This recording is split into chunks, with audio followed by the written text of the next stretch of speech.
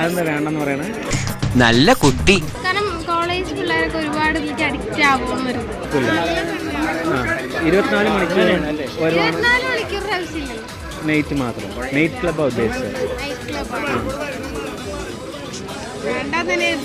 അതെന്താ വേണ്ടെന്ന് പറയണേ? നല്ല കുട്ടി.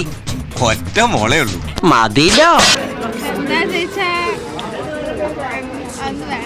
അല്ല ഓക്കെ വേണ്ട. ഓക്കെ, അത് എന്തുകൊണ്ടാണ് അങ്ങനെ പറയണമെന്ന് ഞാൻ ചോദിക്കുന്നത്. ഇപ്പോൾ നൈറ്റ് ക്ലബ്ബ് ബാംഗ്ലൂരുണ്ട്, ഡൽഹിയിലുണ്ട്, ബോംബെയിലൊക്കെ ഇഷ്ടംപോലെ വൻകിട നഗരങ്ങളിലൊക്കെ ഉണ്ട്. ഇത് നൈറ്റ് ആകുമ്പോൾ ബോയ്സ് ഒരുപാട് അവിടെ സ്പെൻഡ് ചെയ്യില്ലേ ടൈം. പഠിക്കുന്ന പിള്ളേരാണെങ്കിലും കോളേജ് വീട്ടിൽ പിള്ളേരാണെങ്കിലും അവിടെ ഒരുപാട് സ്പെൻഡ് ചെയ്യും. ഇപ്പോൾ നിങ്ങളെപ്പോലെ യങ്സ്റ്റേഴ്സിനെന്ന് പറയുമ്പോൾ അടിച്ചുപൊളി വൈബാണ് ഉദ്ദേശിക്കുന്നത് എല്ലാവരും.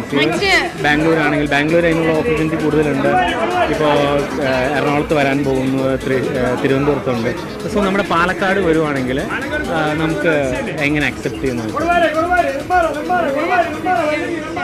കാരണം കോളേജ് പിള്ളേരൊക്കെ ഒരുപാട് ഇതിലേക്ക് അഡിക്റ്റ് ആവുമെന്ന് വരും. കോളേജിലെ ബോയ്സ് ആണെങ്കിൽ ശരി, ന്യൂ ജനറേഷൻസ് പറയുകയാണെങ്കിൽ ഇപ്പോൾ ഒരു ഇതേ ഉദ്ദേശിക്കുക. കാരണം അടിച്ചു പൊളിച്ച എന്നൊരിതാണ് മാത്രമാണ്.